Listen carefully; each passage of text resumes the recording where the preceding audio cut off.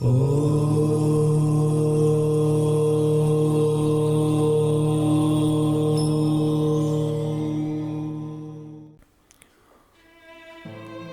শ্রীকৃষ্ণ পাণ্ডবদের সঙ্গে বনে বনে বহু বৎসর অনাহারে অনিদ্রায় কাটাইয়াছেন।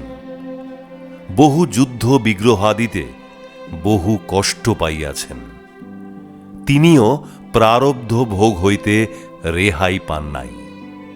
স্বয়ং পূর্ণ ব্রহ্ম রামচন্দ্র 14 বৎসর সীতা দেবী ও ভ্রাতা লক্ষণ সহ বনে বনে অনাহারে অনিদ্রায় পর্ণকুটিরে অতি দীনভাবে কালাতিপাত করিয়াছিলেন। তিনিও প্রারব্ধের হাত হইতে রক্ষা পান নাই।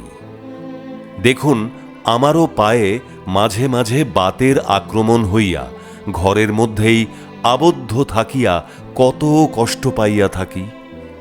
আমারও প্রারব্ধের হাত হইতে রক্ষা নাই।